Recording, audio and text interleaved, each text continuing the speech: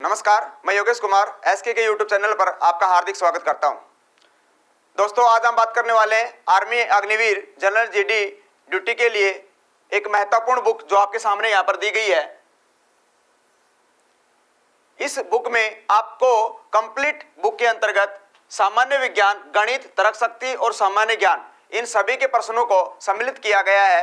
इस बुक को लेकर के आप अपनी तैयारी को अच्छे से मजबूत कर सकते हो और तैयारी को और मजबूत करने के लिए अगर आपकी तैयारी अच्छी से हो चुकी है तो उसके लिए आपको 50 पेपरों का एक सेट दिया गया है। वो 50 पेपरों का सेट ले सकते हो और अपनी तैयारी को जांच सकते हो कि आपकी जो की हुई तैयारी है वो कितनी अच्छी हुई है। इसी के अंतर्गत आपको प्रत्येक क्वेश्चन में अगर किसी क्वेश्चन में कोई प्रॉब्लम आती है तो उसके लिए क्यूआर कोड दिया गया है। उस क्यूआर कोड को आप स्कैन करिए, आपको यूट्यूब के ऊपर उसको वीडियो सॉल्यूशन मिल जाएगा। उस वीडियो सॉल्यूशन से भी आप अपनी तैयारी को जान सकते हैं और समझ सकते हैं। अगर आपकी कमजोरी सामान्य विज्ञान में है तो आप सामान्य विज्ञान से संबंधित एक स्पेशल बुक ले सकते हैं और उस बुक के अंतर्गत आपको कंप्लीट भौतिक, रसायन और जीव विज्ञान तीनों के पार्ट आपको मिलेंगे। उससे संबंधित क्वेश्चंस का सॉल्यूशन मिलेगा और आप अपनी तैयारी को अच्छे से मजबूत कर सकते हैं। यहाँ आज हम बात करने वाले हैं विज्ञान के एक महत्वपूर्ण टॉपिक पदार्थ और उसकी अवस्थाएं, मैटर एंड इट्स स्टेट्स। पदार्थ और उसकी अवस्थाओं में सबसे पहले हम बात करते हैं पदार्थ के बारे में हम बात करते हैं।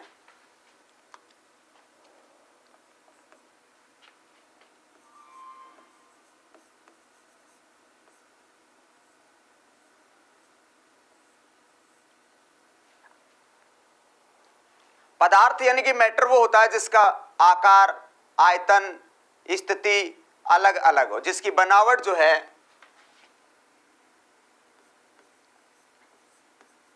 जिसकी बनावट, स्थिति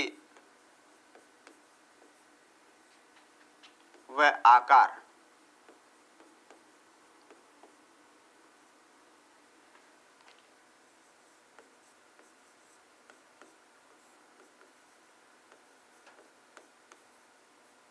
अलग अलग हो, उसको हम पदार्थ बोलेंगे। आकार अलग हो, बनावट अलग हो, जैसे कि आप देख सकते हो कि लकड़ी है, मेज है, कुर्सी है, पानी है, गैस है, ऑक्सीजन कह सकते हैं गैस के अंतर्गत, नाइट्रोजन कह सकते हैं। कहता है कि हर एक पदार्थ की बनावट अलग होगी, उसका आकार अलग होगा, उसकी कंडीशन, उसकी स्थिति अलग होगी। उन सभी को हम पदार्थ की श्रेणी में लेंगे।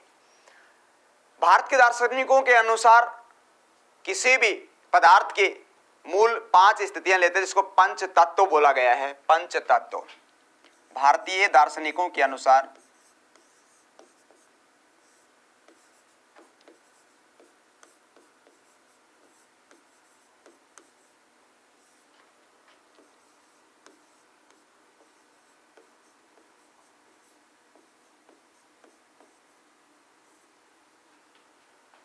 पदार्थ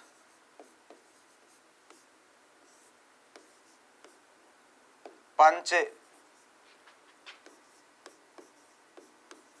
तत्वों से बना है। वो पंच तत्व कौन कौन से हैं जिसके अंतर्गत पदार्थ की स्थिति को हम लेते हैं? वायु, जल, अग्नि, आकाश व मिट्टी। ये 5 तत्व हैं जिनसे किसी पदार्थ की स्थिति बनती है। अब इसमें आप ये भी समझ सकते हो कि इसमें वायु का योगदान है, जल का योगदान है, अग्नि का योगदान है, आकाश का योगदान है और मिट्टी का योगदान है। इन 5 तत्वों के माध्यम से किसी पदार्थ की बनने की स्थिति हम लेंगे। ये हमारे भारतीय दार्शनिकों के माध्यम से समझाया गया है कि पदार्थ के बनने की स्थिति पंच तत्वों से निर्मित होती है। इसी के अंतर्गत चाहे कोई सजीव वस्तु हो या कोई निर्जीव वस्तु हो, चाहे कोई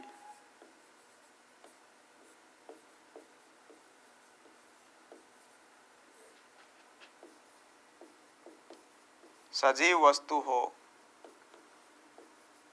या निर्जीव,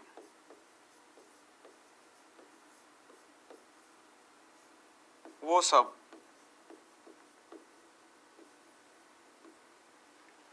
पंच तत्वों से निर्मित है।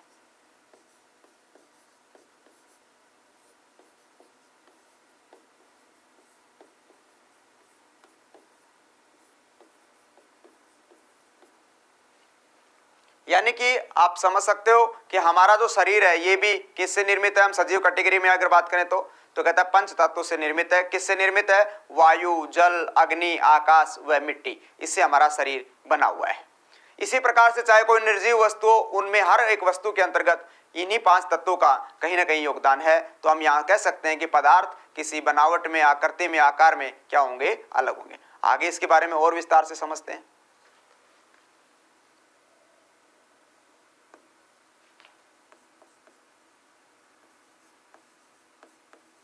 पदार्थ या सिंपली बोले द्रव के अणु।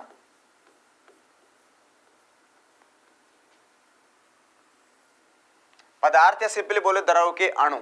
तो यहां पदार्थ या किसी द्रव के मुख्य तौर पे दो अणु की अंतर्गत हम दो स्थिति लेते हैं। कौन कौन सी? पहली एक पदार्थ के अंतर्गत या द्रव के अंतर्गत अगर बात करें तो वो होता है परमाणु। परमाणु। और दूसरा होता है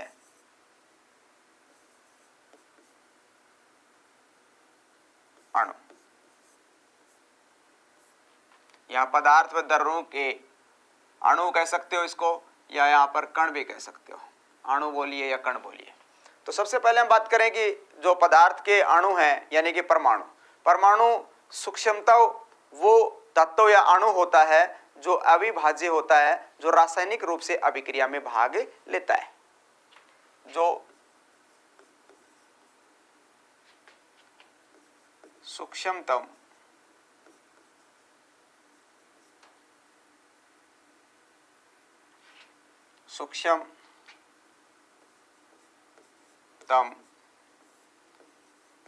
अणु होता है, इसको आप सूक्ष्मतम समझे ना, सूक्ष्मतम कह दो या सूक्ष्म। जो सूक्ष्म अणु से, अणु कह दीजिए, यहां पर आप कण भी कह सकते हो। जो सूक्ष्म अणु या कण से मिलकर बनाओ, मिलकर बनाओ, वह रासायनिक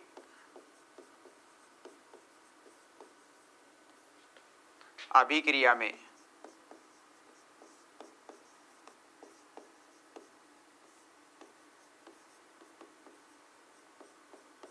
भाग ले। यानी कि जो कण या अणु छोटे से छोटे सूक्ष्मतम से सूक्ष्मतम पार्ट से मिलकर के बना होगा, जो रासायनिक रूप से अभिक्रिया में क्या लेगा? भाग लेगा। यही बात करते हैं अगर हम अणु की, तो कहता है कि जहां तत्व के परमाणु, जहां जो तत्वों के परमाणु से मिलकर के बना हो,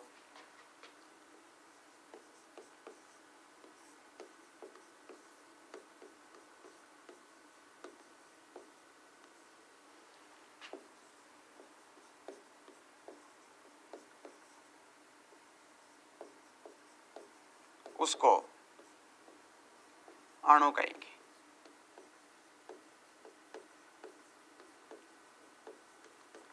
यहां आप ये भी समझ सकते हो कि जहां जो तत्वों के परमाणु से मिलकर के बनेगा उसे हम क्या बोलेंगे? अणु बोलेंगे। और अणु जो है वो रासायनिक रूप से अभिक्रिया में भाग नहीं लेते। तो हम ये कह सकते हैं ये रासायनिक रूप से अभिक्रिया में भाग नहीं लेते, ये रासायनिक रूप से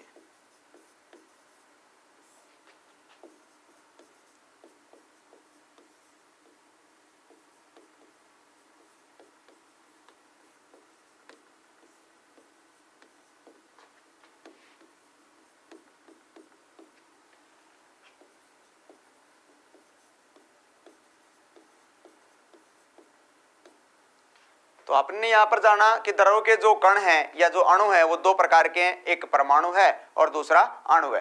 परमाणु जो है सूक्ष्मतम कणु से माध्यम से मिलकर के बना होता है जो रासायनिक रूप से अभिक्रिया में भाग लेता है, और जो अणु है वो तत्वों के परमाणु से मिलकर के बना होता है जो रासायनिक रूप से अभिक्रिया में भाग नहीं लेता है।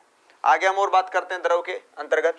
हम अपने YouTube चैनल पर आर्मी अग्निवीर के कुछ टॉपिक्स को पूर्ण पढ़ाएंगे। जो विषय हम YouTube में पढ़ाएंगे उन विषयों से अग्निवीर में जो भी प्रश्न पूछा जाएगा, अगर आपको वीडियो को ध्यान से सुनोगे तो उसका हल कर पाओगे, परंतु संपूर्ण syllabus and exam oriented question जो आपकी अग्निवीर भर्ती परीक्षा में पूछे जाएंगे उनको हम हमारे ऑफलाइन सेंटर में विस्तार से पढ़ाएंगे। साथ में ही हम टेस्ट भी लेते रहेंगे जिनमें हमको पता चलेगा कि आप किस विषय में कमजोर चल रहे हैं, फिर उस विषय को लेकर उस विद्यार्थी पर विशेष ध्यान दिया जाता है। हम परीक्षा से पहले विद्यार्थियों को नोट्स भी देंगे जिनसे परीक्षा में सवाल आते हैं।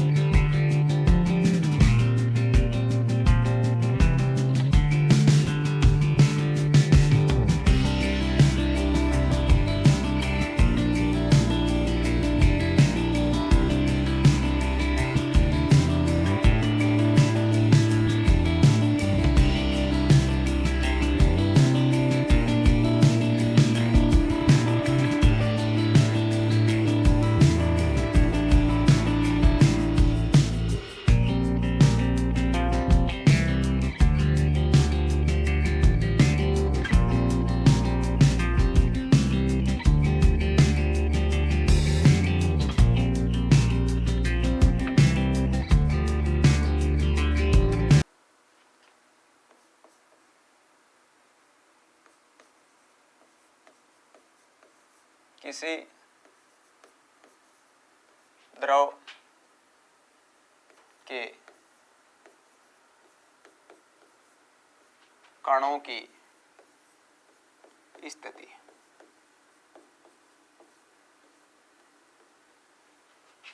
किसी भी द्रव के जो कण हैं उनकी जो स्थिति है वो कैसे होती है, कहते हैं दो तरीके की होती है। एक समअणु के रूप में होती है, समअणु, समअणु के रूप में होती है, और दूसरी विषम अणु, विषम अणु। किसी भी द्रव के कणों की जो स्थिति होती है वो दो तरीके की होती है। अभी हमने पढ़ा कि अणु क्या है, जो कि सूक्ष्म परमाणु के माध्यम से निर्मित होते हैं और वो रासायनिक रूप से अभिक्रिया में भाग नहीं लेते। तो इसमें कहता है कि दो प्रकार के हम अणु कह सकते हैं, एक सम अणु के प्रकार के होंगे और एक विषम अणु के रूप में होंगे। सम अणु क्या होते हैं, जो कण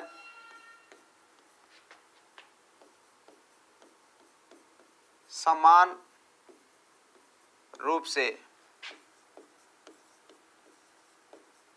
अणुओं के परमाणुओं से बने हो, जो समान रूप से अणु के परमाणु से बने हो उसे हम सम अणु बोलेंगे। एग्जाम्पल अगर आप समझें तो हम कह सकते हैं जैसे कि O2, N2,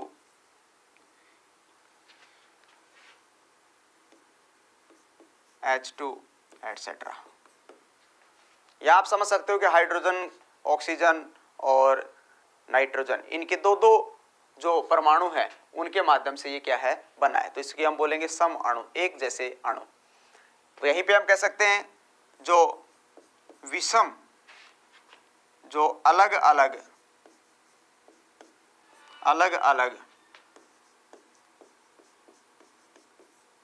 परमाणु के अनुपात से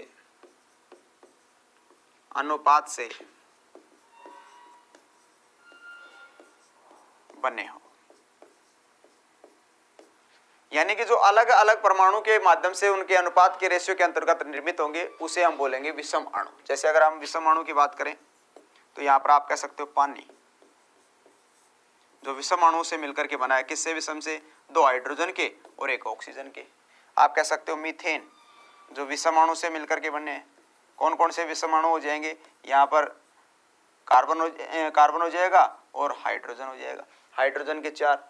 अब यहाँ आप ये समझिए कि जैसे यहाँ पर आपसे ऐसे पूछ लेंगे, ये जो परमाणु के 2, ऑक्सीजन के 2 परमाणु हैं, नाइट्रोजन के 2 हैं, हाइड्रोजन के 2 हैं, तो कहता है कि जिस भी परमाणु के अंतर्गत जितने उसके एटॉमिक नंबर्स की संख्या लेते हैं, अणुओं की संख्या लेते हैं, वो उस तत्व की परमाणुकता कहलाती है, एटोमिसिटी, परमाणुकता।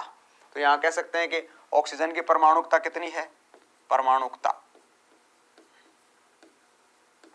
परमाणुकता जिसको एटोमिसिटी बोले, एटोमिसिटी।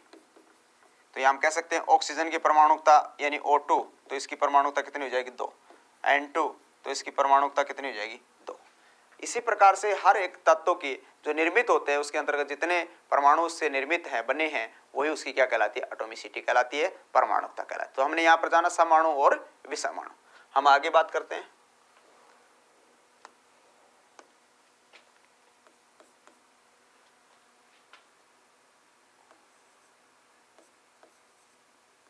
द्रव्य की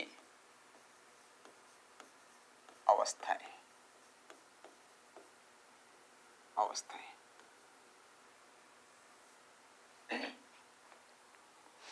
द्रव्य की यानी मैटर की जो पदार्थीय स्थिति है उसकी कितनी अवस्थाएं हैं? तो अगर हम अवस्थाओं की बात करें तो मुख्य तौर पे द्रव्य की, पदार्थ की जो अवस्थाएं हैं वो 3 है। कौन कौन सी ये 3? सबसे पहले हम उन 3 अवस्थाओं के बारे में बात करते हैं। तो 3 अवस्थाएं,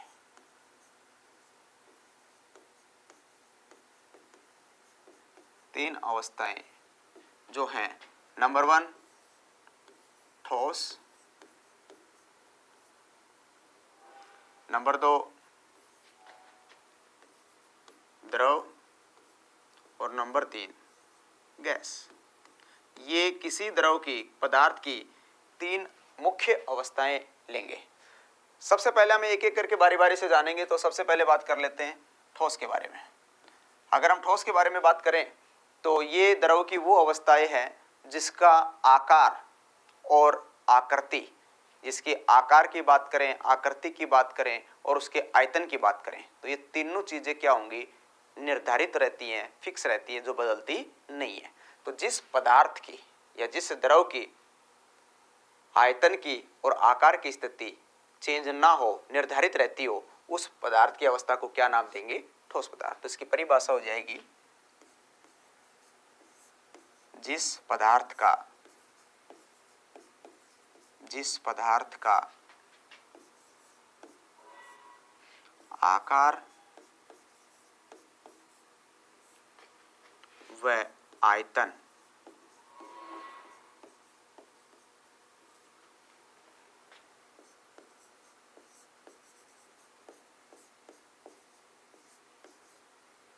निर्धारित हो, वो ठोस पदार्थ कहलाता है।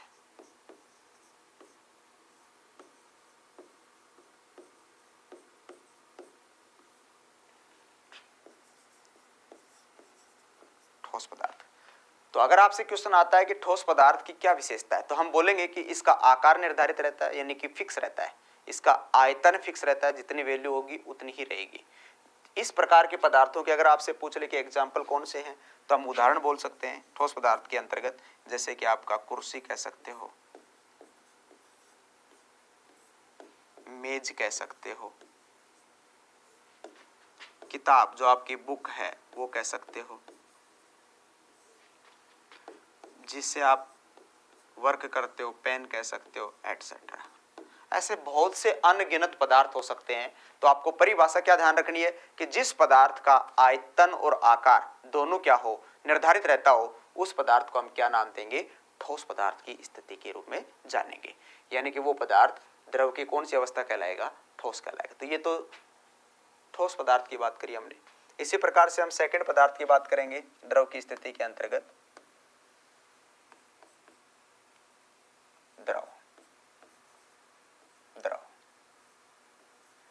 द्रव पदार्थ की स्थिति क्या होगी?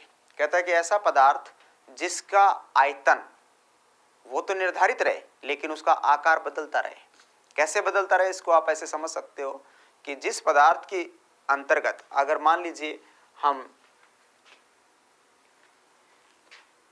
इस कैटेगरी का कोई बर्तन लेते हैं, इसमें हमने 1 लीटर पानी जो आयतन के रूप में था वो हमने इसमें डाल दिया, तो आप देखेंगे कि इसका शेप, इसका आकार इस बर्तन के तरीके से हो जाएगा। हमने अगली बार क्या किया, हमने थोड़ा सा कर्व शेप के रूप में कोई बर्तन लिया और हमने उसको इस बर्तन के अंतर्गत उसी 1 लीटर पानी को डाल दिया। अब आप क्या देखेंगे कि इस 1 लीटर के पानी के अंतर्गत वैल्यू तो उतनी है जो कि इस बर्तन में भी 1 लीटर पानी लिया था, इसमें भी वही 1 लीटर पानी लिया है, लेकिन दोनों में पता चला कि इसका आकार कुछ अलग था, इसका आकार कुछ अलग है, तो इसने अपने आकार को क्या कर लिया, बदल लिया। तो इसकी परिभाषा क्या हो जाएगी, जिस पदार्थ का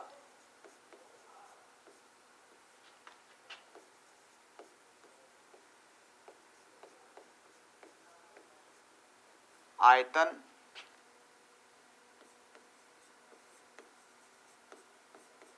निर्धारित हो लेकिन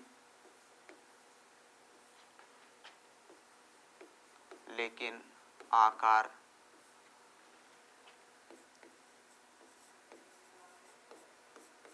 निर्धारित ना हो। ऐसा पदार्थ जिसका आयतन तो निर्धारित रहेगा लेकिन उसका आकार, उसकी बनावट, उसकी आकृति वो बदलती रहेगी, तो इस कैटेगरी के पदार्थों को हम क्या नाम देंगे, द्रव पदार्थ की स्थिति के रूप में पहचानेंगे। एग्जाम्पल की अगर बात करें तो आप इसमें द्रव के रूप में जैसे आप पानी ले सकते हो, जिस भी प्रकार के बर्तन में डालोगे उसी प्रकार का आकार धारण कर लेगा।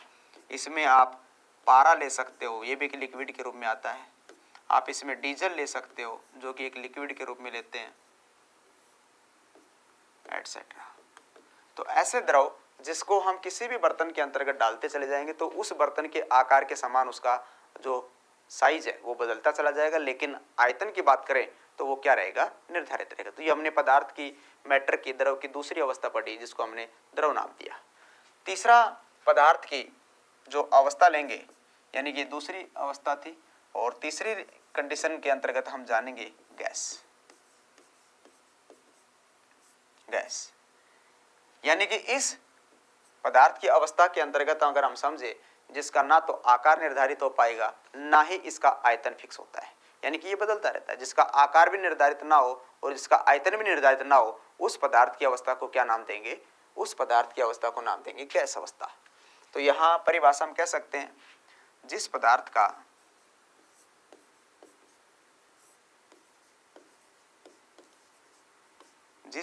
का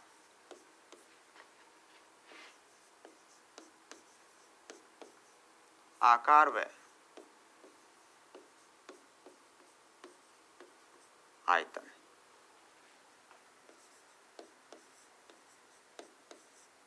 दोनों निर्धारित ना हो। जिस पदार्थ का आकार और आयतन दोनों ही निर्धारित ना हो, ना तो आकार निर्धारित हो ना उसका आयतन निर्धारित हो, उस कैटेगरी के पदार्थ की अवस्था को क्या नाम देंगे, गैस अवस्था बोलेंगे। अगर हम एग्जाम्पल की बात करें तो इसमें बहुत सी गैसें हो सकती हैं, जैसे कि आप यहाँ वायु ले सकते हैं, यहाँ पर आप ऑक्सीजन गैस ले सकते हैं, ऑक्सीजन, आप यहाँ नाइट्रोजन गैस ले सकते हैं, नाइट्रोजन, एटसेट्रा। इस तरीके से हमने यहाँ पर पदार्थ की अवस्थाओं की बात करी तो हमने 3 मुख्य पदार्थ की अवस्थाओं की बात करी। एक ठोस पदार्थ जिसके अंतर्गत आयतन और आकार दोनों निर्धारित होते हैं। फिर हमने बात करी द्रव पदार्थ जिसका आकार और आयतन की बात करें तो आयतन तो निर्धारित रहता है लेकिन आकार, उसका आकृति जो है वो बदलता रहता है। इसी प्रकार से हमने बात करी गैस अवस्था, तो गैस अवस्था के अंतर्गत आकार और आयतन दोनों ही क्या होते हैं, बदलते रहते हैं। तो उस कंडीशन के अंतर्गत हम बात करें तो उसकी स्थिति चेंज होती है, तो उस पदार्थ की स्थिति को बोलेंगे गैस अवस्था।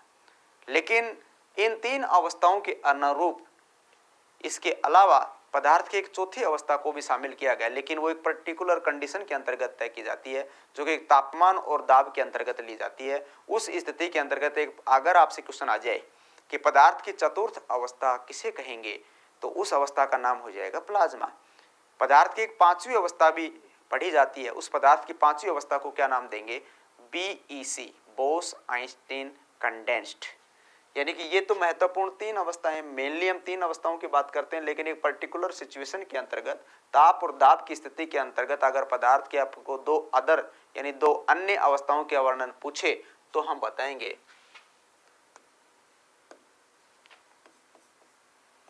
ताप व दाब के तहत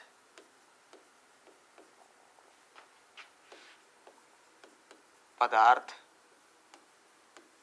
की अन्य अवस्था।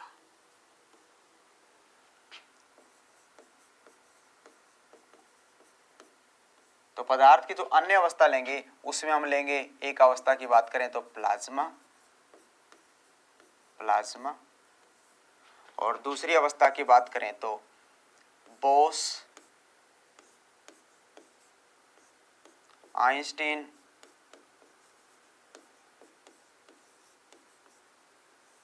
कंडेंस्ड, बोस आइंस्टीन कंडेंस्ड, जिसको शॉर्ट में बोलते हैं BEC। ये पदार्थ की दो अन्य अवस्थाएं हैं। जो हमने तीन मुख्य अवस्थाएं पढ़ी, ठोस, द्रव और गैस, उसके अलावा अगर आपसे ये देता है ताप और दाब के अंतर्गत पदार्थ की दो अन्य अवस्थाएं कौन सी हैं, तो उसमें हम बोलेंगे एक प्लाज्मा अवस्था है और दूसरी बोस आइंस्टीन कंडेंस्ड है, जो दो वैज्ञानिकों के माध्यम से ये तैयार की गई है, उसको BEC बोलेंगे। Bose, B means Bose, E means Einstein और C मीन्स कंडेंस्ड। अगर हम बात करते हैं, अगर आपसे एक क्वेश्चन स्पेशली ऐसे जो कि पूछा गया क्वेश्चन अगर आपसे ऐसे आ जाए कि पदार्थ की चतुर्थ अवस्था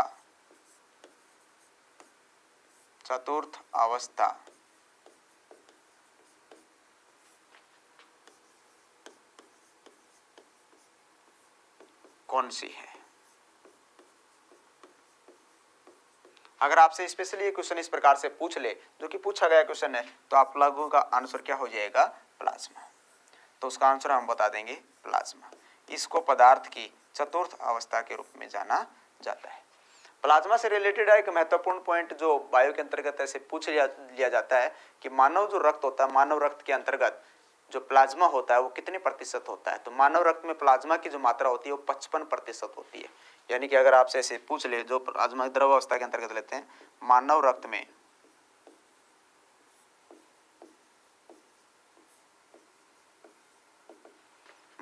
में प्लाज्मा की मात्रा कितनी लेंगे? 55%। मानव रक्त में प्लाज्मा की जो मात्रा होती है वो 55% होती है, जिसमें प्लाज्मा में करीबन 90 से 92% के लगभग पानी ही होता है और इसके अलावा 6 से 8% के लगभग प्रोटीन की मात्रा होती है, बाकी के कुछ अन्य घटक भी होते हैं। तो इस तरीके से आप ये कह सकते हैं कि पदार्थ की जो मुख्य और महत्वपूर्ण अवस्थाएं हैं वो तो तीन है, ठोस, द्रव और गैस, लेकिन इसके अलावा दो पर्टिकुलर ताप और दाब के अंतर्गत दो लेते हैं, एक प्लाज्मा जिसको पदार्थ की चतुर्थ अवस्था बोली गई है, और एक पांचवी अवस्था की बात करें तो बोस आइंस्टीन कंडेंस्ड लेंगे।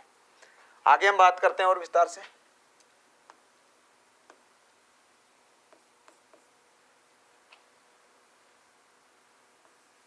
रचना के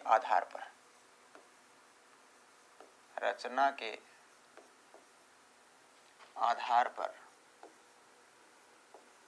द्रव की स्थिति है। रचना के आधार पर द्रव यानी कि पदार्थ, उसकी जो अवस्था है वो किस प्रकार से बनाएगी? तो मान लीजिए यहां पर एक द्रव है जिसको मैटर बोलेंगे, द्रव्य। इसकी एक स्थिति हम यहां पर शुद्ध द्रव के रूप में कह सकते हैं, और यहां दूसरी स्थिति मिश्रण के रूप में बोलेंगे। जो द्रव की शुद्ध स्थिति है उसके अंतर्गत फिर हम पर्टिकुलर 3 की कंडीशन की बात करते हैं। नंबर 1 तत्व, और दूसरी जो स्थिति की बात करते हैं वो बात करते हैं यौगिक।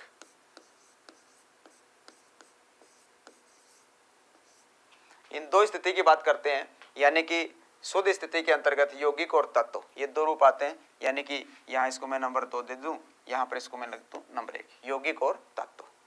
और इधर मिश्रण की स्थिति की बात करते हैं तो मिश्रण के अंतर्गत भी यहाँ पर 2 प्रकार का होता है, एक होमोजीनियस सम और एक विषम हिट्रोजीनियस। सम मिश्रण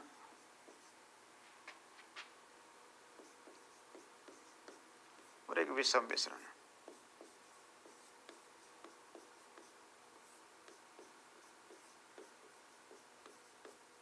दो तरीके के, जिसको एक को होमोजीनियस मिक्सर बोल देंगे और एक को हिट्रोजीनियस मिक्सर बोलेंगे। यहाँ पर तत्वों की स्थिति की बात करें तो तत्वों की कंडीशन को भी यहाँ पर 3 हिस्सों में डिवाइड किया गया है। नंबर 1 सिंपली यहाँ पर हम बोले धातु तत्व, नंबर 2 अधातु तत्व, और नंबर 3 उपधातु तत्व, उप धातु। यौगिक की बात करें तो यहाँ यौगिक की जो स्थिति आती है, यहाँ पर इसकी भी 2 स्थिति लेते हैं। नंबर 1 कार्बनिक यौगिक,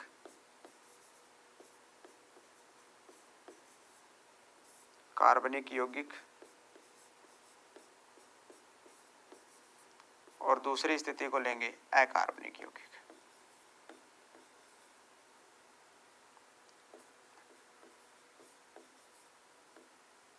अकार्बनिक यौगिक।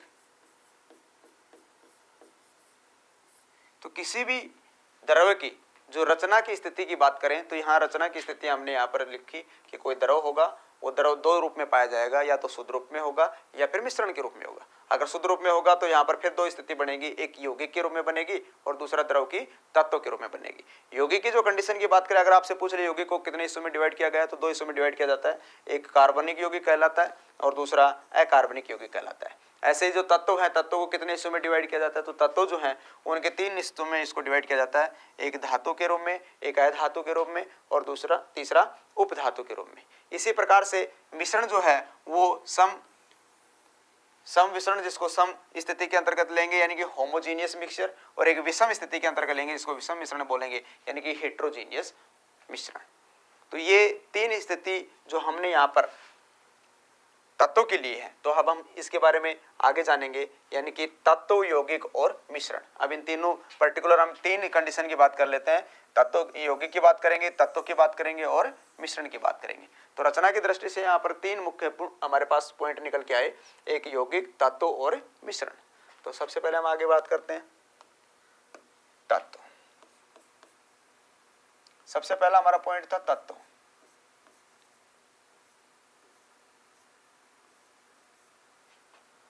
तो तत्व क्या होते हैं? कहता है कि किसी परमाणु के समान जो अणु है उनसे निर्मित होने वाले किसी भी पदार्थ की स्थिति को, उसकी रचना की स्थिति को क्या नाम देंगे? तत्व बोलेंगे। किसी पदार्थ के शुद्ध परमाणुओं से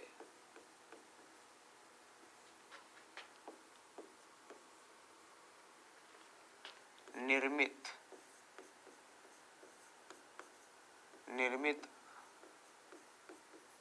अणु को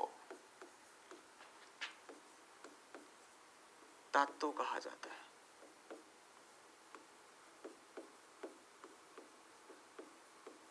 किसी भी पदार्थ के शुद्ध जो परमाणु होते हैं उनके सहयोग से मिलकर के जो बनेगा, अणु का निर्माण जो करेगा, उसको क्या नाम देंगे? तत्व बोलेंगे। यानी कि तत्व के रूप में क्या बोलेंगे? सिंपली यहाँ पर तत्वों की भी दो स्थिति यहाँ पर जो हमने शुरू में बात करी थी, एक सम अणु होता है और एक विषम अणु होता है। तो यहाँ हम बात कर लेते हैं कि एग्जाम्पल की बात करें जो तत्वों के अंतर्गत शुद्ध रूप में निर्मित होता है, जैसे कि ऑक्सीजन, या आप सिंपली यहाँ पर कह सकते हो नाइट्रोजन N, या आप सिंपली कह सकते हो सोडियम Na एटसेट्रा। यहाँ आप समझिए कि जहाँ दो अणु हो या परमाणु हो या एक हो या फिर अकेला सोडियम हो, तो ये इस प्रकार के अणु से शुद्धता के रूप में परमाणु के माध्यम से जो निर्मित होते हैं उनको हम क्या बोलेंगे? तत्व। आज के समय में वर्तमान स्थिति में बात करें तो वर्तमान स्थिति में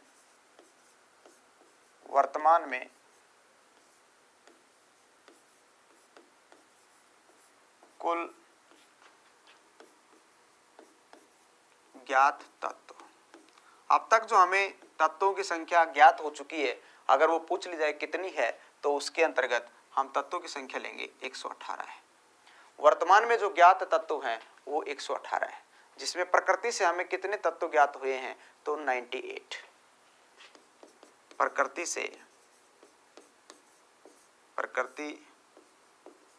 से प्राप्त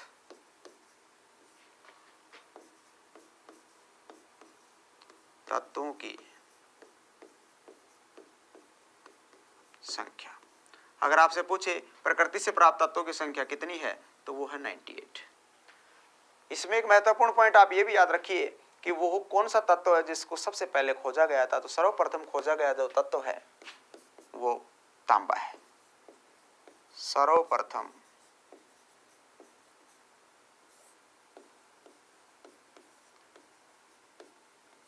खोजा गया तत्व तो वो है तांबा, कॉपर जिसको बोले, और उसका सिंबल हो जाएगा Cu। तो ये सबसे पहले खोजा गया तत्व है तांबा। इसके बाद में दूसरी धातु की बात करें तो फिर वो चांदी आती है। चांदी का सिंबल क्या है? Ag है। तीसरी धातु की बात करें तो जिसको खोजा गया था वो फिर आपका आता है सोना, और सोने का सिंबल क्या है? Au है। तो इस तरीके से आप ये समझ सकते हो कि सबसे पहले जिस तत्व की खोज करी गई थी, जिस तत्व की खोज हुई थी वो तांबा है, और तांबे की जो खदानें राजस्थान के कॉपर माइंस के अंतर्गत तांबा पाया गया है, वहां पर प्रचुरता की मात्रा में तांबा निकाला जाता है। आगे हम तत्वों की बात करते हैं। जो हमने बात करी कि 118 ज्ञात तत्व हैं, इनमें से आप ये ध्यान रखिए कि कुछ तत्वों के आपको सिंबल देख करके पूछा जा सकता है कि तत्वों का सिंबल क्या है। जैसे मान लो मैं आपसे पूछूं कि सोडियम का सिंबल बताइए तो आप बताएंगे Na है। कुछ तत्वों के उनके नेटिव नाम के ऊपर दिया गया है, कुछ तत्वों के पहला अल्फाबेट के अंतर्गत उसका कैपिटल नाम लिया गया है, बाकी सेकंड जो अल्फाबेट है वो स्मॉल लेटर में लिया गया है, कुछ के उनके नेट्रियम यानी कि देश के नाम पे लिया गया है। इस प्रकार से तत्वों के अलग अलग तत्वों के अलग अलग सिंबल्स जो हैं उसमें से कुछ महत्वपूर्ण हम सिंबल की बात करेंगे जो कि पूछ लिए जाते हैं।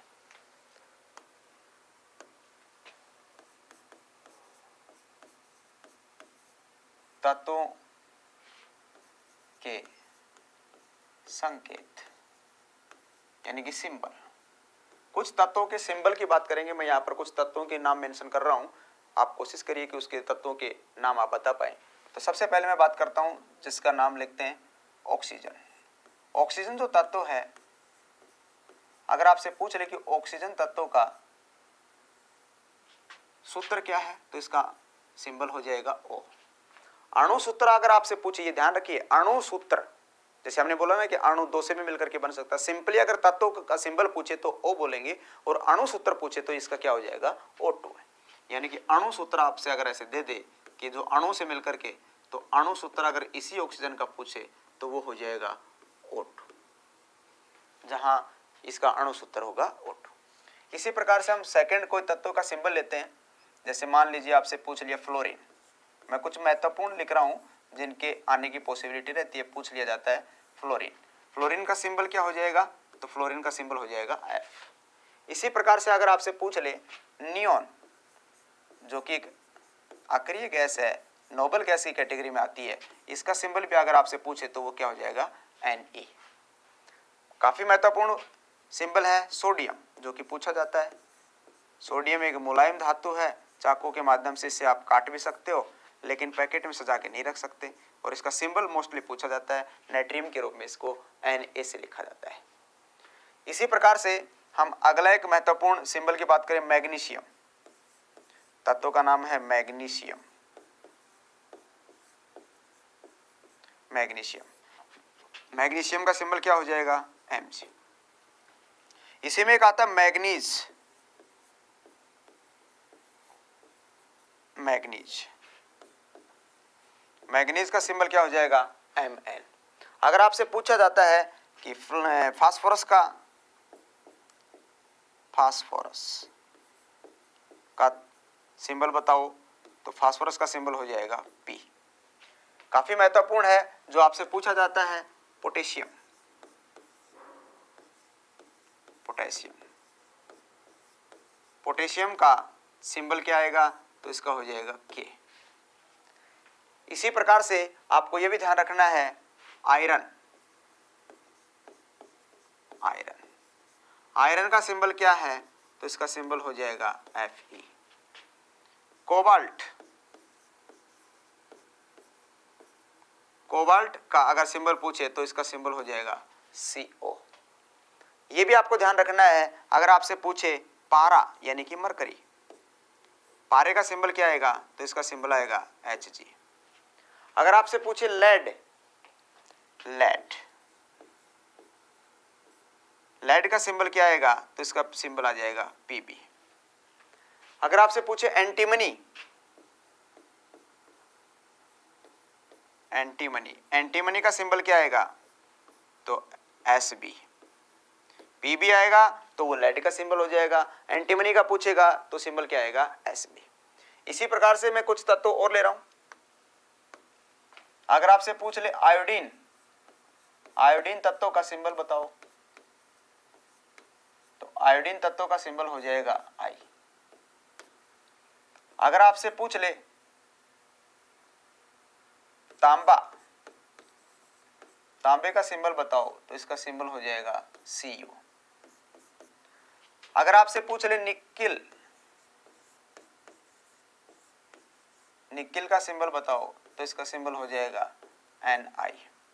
अगर आपसे पूछ ले चांदी, जो कि मैंने अभी आपको बताया भी है, चांदी, चांदी का सिंबल क्या है, Ag, जो कि विद्युत और ऊष्मा की सबसे अच्छी क्या है, सुचालक है।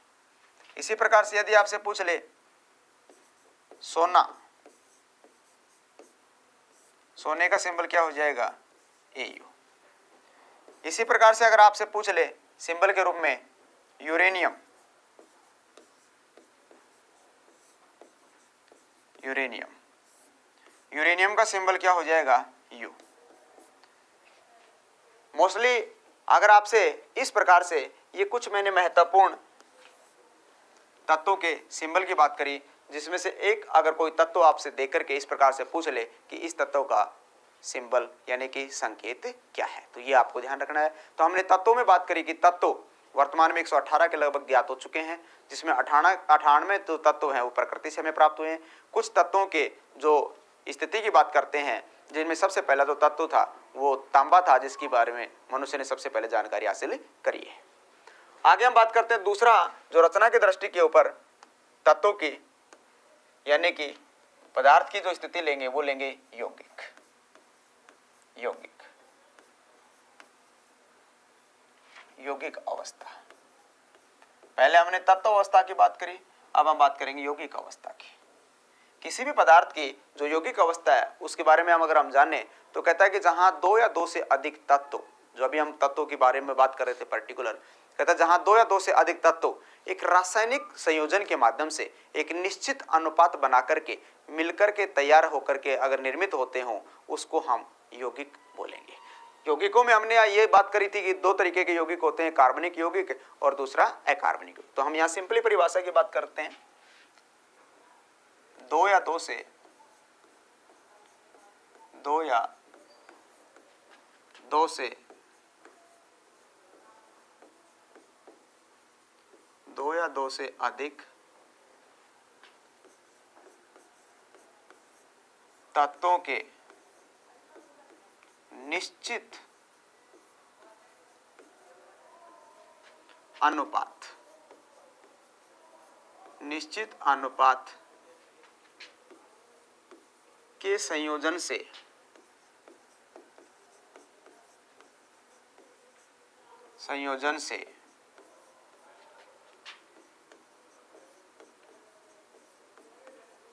निर्मित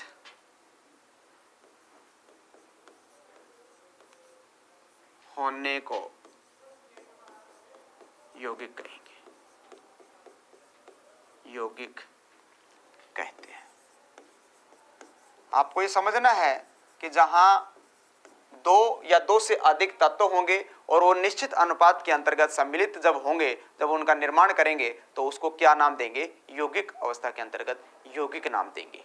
अगर मैं एग्जाम्पल के माध्यम से आपको समझाऊं तो यहाँ पर एग्जाम्पल आप ऐसे समझिए, जैसे यहाँ पर कार्बन का एक तत्व हो गया, मीथेन के 4 तत्व हो गए, यानी हाइड्रोजन के 4 तत्व हो गए, सॉरी, यानी कि इस कंप्लीट को तो क्या बोलेंगे? मीथेन। यहाँ पर 2 अलग अलग तत्व, एक कार्बन है और दूसरा हाइड्रोजन है।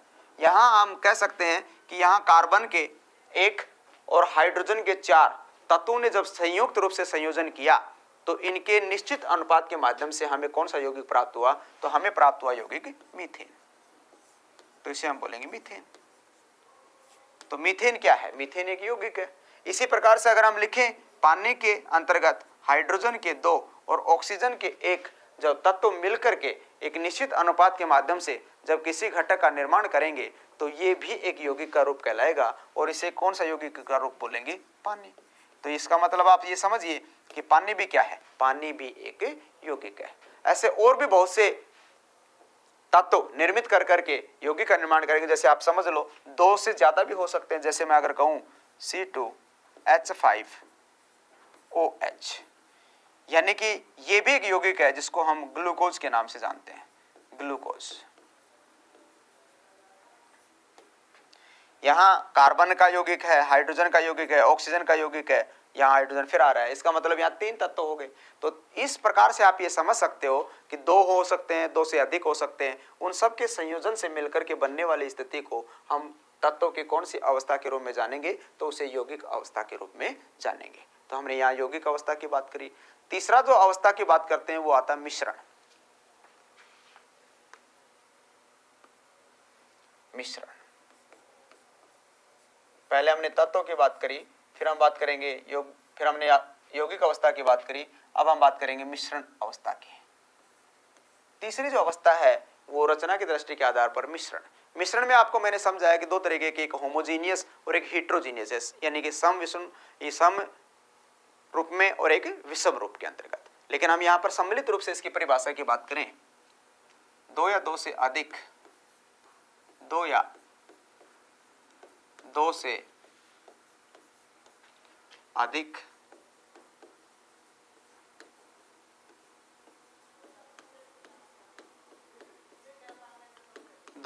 अधिक यौगिकों के 2 या 2 से अधिक यौगिकों के अनिश्चित अनुपात को, अनिश्चित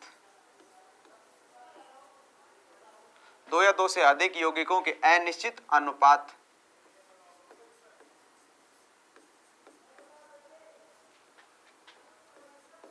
अनुपात से निर्मित घटक को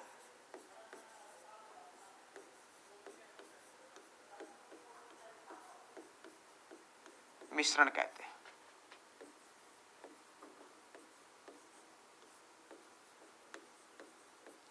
यहां आप ये समझिए कि जहां 2 या 2 से अधिक यौगिकों के अनिश्चित अनुपात के माध्यम से जब किसी भी घटक का निर्माण होगा तो वो क्या कहलाएगा? वो मिश्रण कहलाएगा। अगर हम मिश्रण के अंतर्गत बात करें, यानी मिश्रण की स्थिति के अंतर्गत आप ये समझिए, एग्जाम्पल के माध्यम से हम समझते हैं।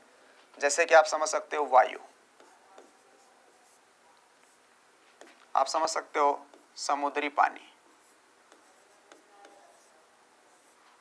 आप समझ सकते हो मिट्टी, एटसेट्रा। कहता है कि ये मिश्रण के उदाहरण है। मिश्रण की स्थिति के अंतर्गत आप ये समझिए कि जहां पर 2 या 2 से अधिक यौगिक, जैसे कि वायु है, वायु के अंतर्गत आपको कार्बन डाइऑक्साइड का पार्ट भी मिलेगा, ऑक्सीजन का पार्ट भी मिलेगा, नाइट्रोजन का पार्ट भी मिलेगा, कुछ धूल कण मिट्टी के पार्टिकल्स भी मिलेंगे। सबका अनुपात फिक्स नहीं है, सबका अलग अलग वैल्यूज है। इसका मतलब इस तरीके से निर्मित होने वाले जितने भी स्थिति के अंतर्गत हमें जो भी घटक प्राप्त होता चला जाएगा उसे हम किस नाम से जानेंगे, मिश्रण के नाम से जानेंगे। तो ये जो रासायनिक दृष्टि के आधार पर हम तीन तरीके की स्थिति की बात कर रहे थे, तत्व, यौगिक और मिश्रण। आपको एक मैं आया हुआ एक महत्वपूर्ण क्वेश्चन दे रहा हूं, आप समझिए उसको ध्यान से। यहाँ पर जैसे कि एग्जाम्पल मैं यहाँ पर ऑप्शन दे रहा हूँ, फिर मैं क्वेश्चन रिपीट करूंगा, आप बताने का प्रयत्न करिए। जैसे ऑप्शन ए के अंतर्गत दिया गया है वायु, ऑप्शन बी के अंतर्गत दिया गया है पानी, ऑप्शन सी के अंतर्गत दिया गया है मीथेन,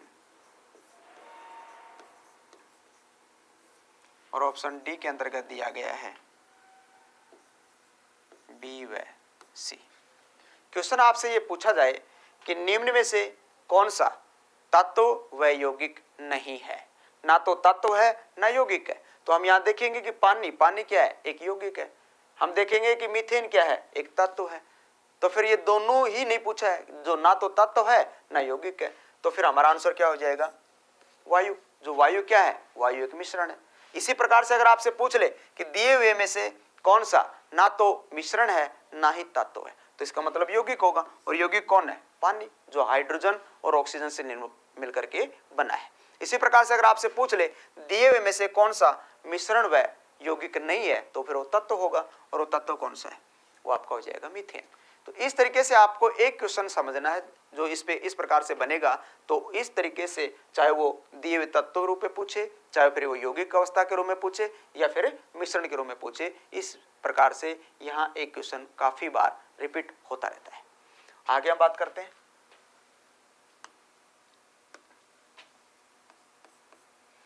नेक्स्ट पॉइंट पे हम बात करें कि हम तत्वों के अंतर्गत, यौगिक के अंतर्गत या मिश्रण के अंतर्गत अलग अलग स्थिति के अंतर्गत इनको जान रहे थे। अब इन्हीं में से द्रव को पृथक करने की कुछ विधियां हैं, कुछ मेथड्स हैं जिनका उपयोग करने के लिए हम इनका इस्तेमाल करते हैं। यानी कि इनको एक स्थान से दूसरे स्थान के अंतर्गत इंटर कन्वर्सन कर देते हैं, अंतःकरण कर देते हैं। तो यानी कि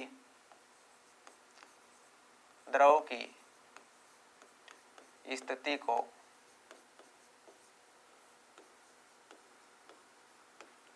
बदलने के लिए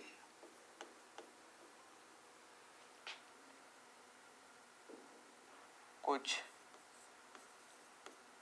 तरीके। किसी भी द्रव की, किसी भी पदार्थ की स्थिति को हम एक स्थिति से दूसरी स्थिति में बदलने के लिए कुछ तरीके अपनाते हैं। कौन कौन से तरीके, उनके ऊपर परिभाषा भी पूछी जाती है। तो आप समझिए, सबसे पहले मैं बात करता हूं, वो आता है ऊर्ध्वपातन।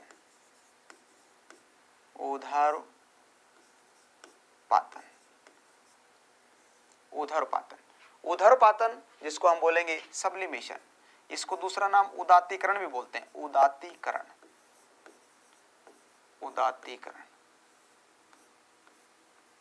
ऊर्ध्वपातन या उदात्तीकरण के अंतर्गत होता क्या है, कहता है कि इसके अंतर्गत हम एक पदार्थ की स्थिति के अंतर्गत अगर हम बात करें कि कोई भी ठोस पदार्थ है, जैसे कि हमने शुरुआती तौर पे बात करी कि ठोस पदार्थ होगा या द्रव होगा या फिर गैस स्थिति में होगा।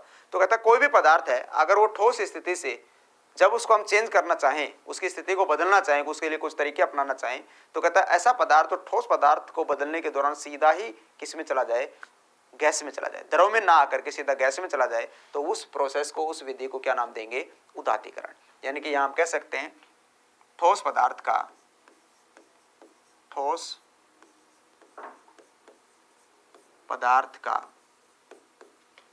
सीधे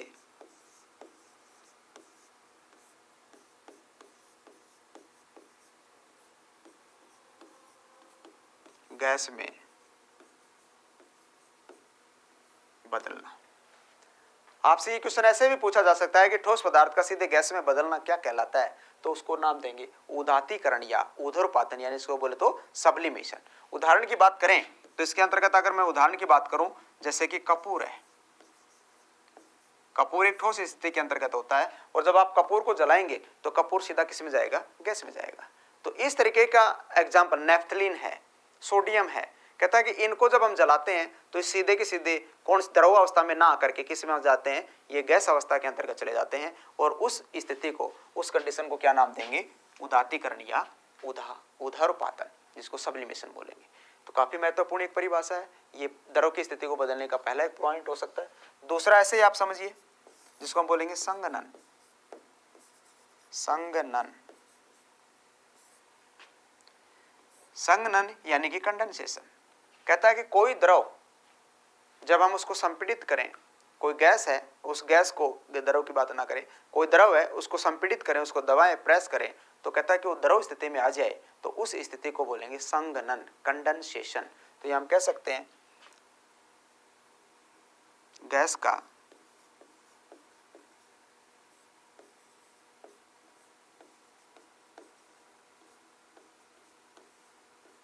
द्रव में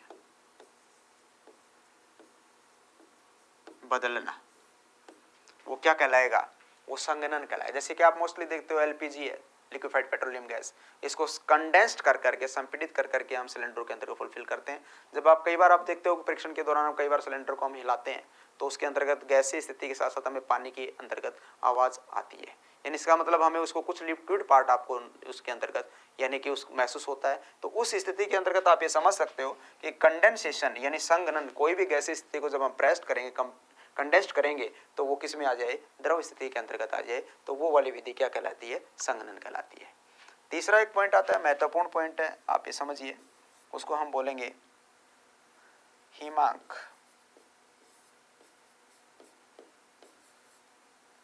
हिमांक, हिमांक यानी कि फ्रीजिंग पॉइंट।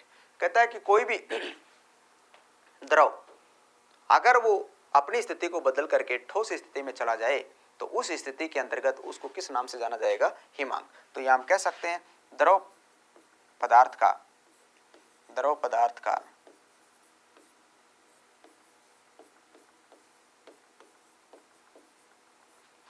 ठोस में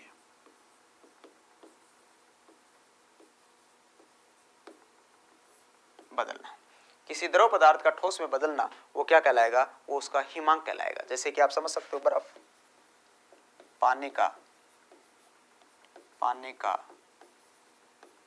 बर्फ बनना, पानी था और उसको अगर हम बर्फ की कंडीशन में ले आए, बर्फ बन गई, वो जम गई, तो उसका मतलब है वो कौन से पॉइंट के रूप में जाना जाएगा, हिमांक के रूप में जाना जाएगा। ऐसे अगली एक परिभाषा आती है, चौथे नंबर की हम परिभाषा की बात करते हैं, गलनांक। गलनांक, जिसको हम मेल्टिंग पॉइंट बोलेंगे, गलनांक।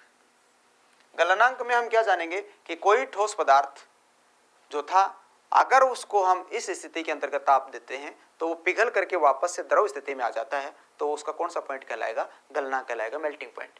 यानी हम कह सकते हैं ठोस पदार्थ का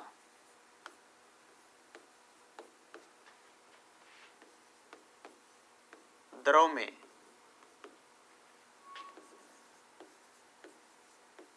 बदलना।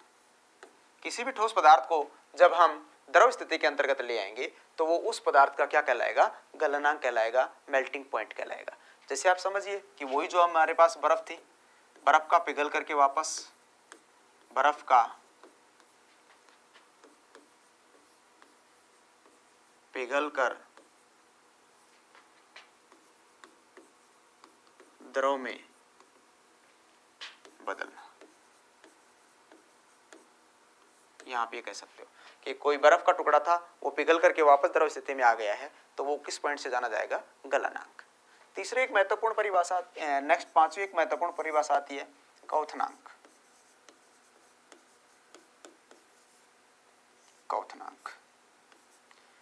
क्वथनांक के अंतर्गत आप ये समझिए यानी कि बॉइलिंग पॉइंट। अगर कोई द्रव है, द्रव को हम गर्म करते गए, एक समय के बाद में अपनी स्थिति को चेंज करना शुरू कर देगा, उस स्थिति के अंतर्गत वो गैस में जाना स्टार्ट कर देता है, यानी कि बॉयल करने लगता है, वाष्पीकरण के अंतर्गत वाष्प में बदलना शुरू कर देता है। तो ये हम कह सकते हैं कि किस द्रव पदार्थ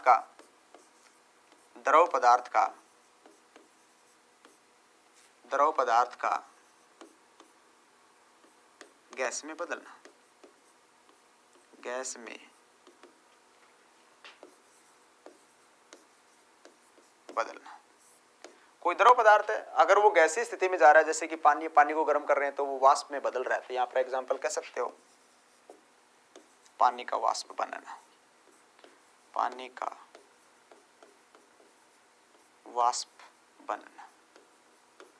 पानी का जो वाष्प बनने की प्रोसेस है वो किस स्थिति के अंतर्गत लेंगे, वो उसके क्वथनांक बिंदु के रूप में जानेंगे।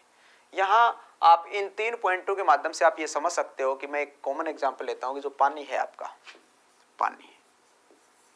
पानी एक किससे बना होता है, मैंने आपको बताया कि हाइड्रोजन के 2 और ऑक्सीजन के 1 अणु से मिलकर के बना होता है, जिसको हम परमाणु बोल सकते हैं। इनका रेशियो जो है 2:1 होता है। अगर इसके भार का रेशियो की बात करूं मैं, तो यहाँ पर हाइड्रोजन का भार 2 हो जाएगा और ऑक्सीजन का भार 16 हो जाएगा। तो यहाँ पर अगर हम इसको 8 से कैंसिल आउट कर लेते हैं तो 1:8, यानी कि इसके भार का अनुपात जो है वो 1:8 होता है। अगर मैं यहाँ पर बात करता हूँ कि पानी एक स्थिति के अंतर्गत ठोस, द्रव और गैस तीनों स्थिति के अंतर्गत चेंज होता है, कहता है कि अगर पानी ठोस स्थिति में चला जाता है तो उसका हिमांक बिंदु कहला जाता है, तो 0 डिग्री सेल्सियस के नीचे जाने के बाद होता है। अगर पानी वही बर्फ से पिघल करके वापस द्रव में आ जाता है तो वो उसका गलनांक बिंदु कहलाता है, जो कि 0 डिग्री से थोड़ा सा ऊपर हो जाता है। और अगर वही पानी गर्म करते चले जाएं तो वो 100 डिग्री सेल्सियस के अंतर्गत वाष्प में बदलना शुरू कर देता है। ये एक पर्टिकुलर सामान्य दाब के अंतर्गत स्थिति लेते हैं। तो इस तरीके से आप समझ सकते हो किसी द्रव की स्थिति जो है वो इंटर कन्वर्सन के अंतर्गत हम एक स्थिति से दूसरी स्थिति में उसको आसानी से कन्वर्ट करते हैं। तो उसके कुछ पॉइंट्स थे, तो पॉइंट देकर के अभी आपसे पूछा जा सकता है। अब हम इससे रिलेटेड कुछ महत्वपूर्ण क्वेश्चंस समझेंगे जो अब तक हमने इस टॉपिक में पढ़ा है। उससे रिलेटेड मैं कुछ क्वेश्चंस रिपीट कर रहा हूँ, आप फिर से ध्यान से इसको समझिए कि आपने कितना कुछ इसमें समझा है, जो कि आप क्वेश्चन अच्छे से इसमें अगर क्वेश्चन बनता है तो कर पाए। तो आप समझिए, सबसे पहले हम बात करते हैं प्रकृति से प्राप्त तत्वों की संख्या कितनी है। प्रकृति से, पहला क्वेश्चन मैं ले रहा हूं, प्रकृति से प्राप्त तत्वों की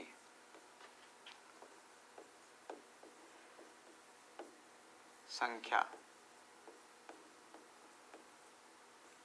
कितनी है। अगर आपसे ये क्वेश्चन आता है कि प्रकृति से हमें कुल कितने तत्व प्राप्त हुए हैं, तो उनकी संख्या हो जाती है 98। दूसरा एक महत्वपूर्ण क्वेश्चन मैं ले रहा हूं, आंसर देने का कोशिश करिएगा। अगर मैं बात करूं सर्वप्रथम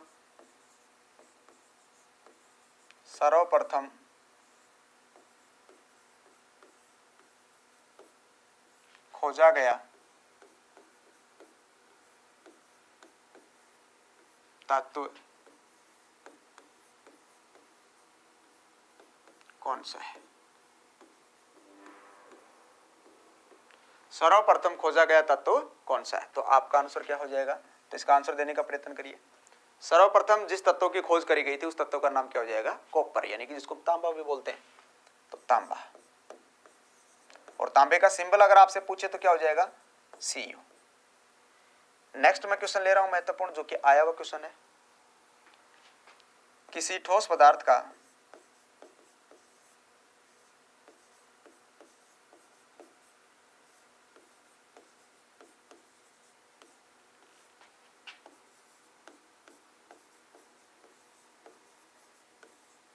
सीधे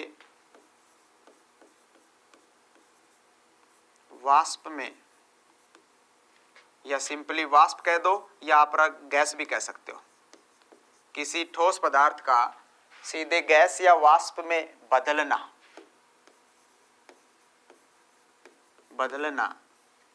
क्या कहलाता है।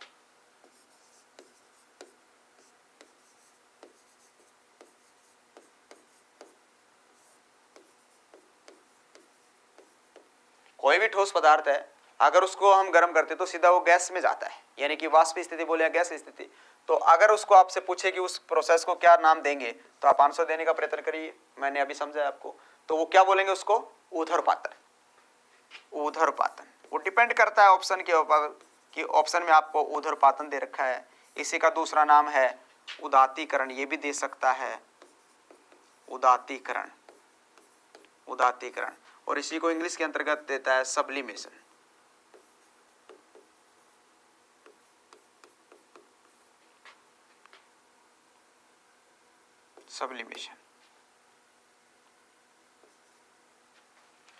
MENTION, sublimation. तो ये सब्लिमेशन के अंतर्गत या उदात्तीकरण या ऊर्ध्वपातन के अंतर्गत कोई भी एक आपको ऑप्शन दिया जा सकता है, तो ये भी आपको ध्यान रखना। तो अपने जो महत्वपूर्ण जो टॉपिक पढ़ा द्रव और उसकी अवस्थाएं, तो उसमें से आपने ये जो क्वेश्चन है इस पे एक महत्वपूर्ण क्वेश्चन बन जाता है, तो आप लोग इसको अच्छे ध्यान से समझेंगे और इससे संबंधित क्वेश्चन उम्मीद है अच्छे से कर पाएंगे। तो अब हम बात कर लेते हैं कि अगर आपको हमारी ऑनलाइन क्लासेस के अलावा आपको ऑफलाइन अगर तैयारी करनी है, उसके लिए आप हमारे इस एग्जाम के संबंधित और एसके की बुक्स आप ले सकते हैं। उसके लिए आप किसी भी शॉप्स पर, और अगर आपको ऑनलाइन खरीदनी है तो आप ऑनलाइन भी बुक खरीद सकते हैं। ऑनलाइन भी बुक्स अवेलेबल है, उसका लिंक आपको डिस्क्रिप्शन बॉक्स में मिल जाएगा। इस चैनल पर हम आर्मी से संबंधित और अन्य जानकारी भी समय समय पर आपको उपलब्ध करवाते रहते हैं। स्टडी मटेरियल समय समय पर हम आपको उपलब्ध करवाते रहते हैं। तो इस वीडियो को लाइक करिएगा और चैनल को सब्सक्राइब कर लीजिए, अपने दोस्तों के साथ इसको शेयर भी करिएगा। मिलते हैं अगले वीडियो में। जय हिंद दोस्तों।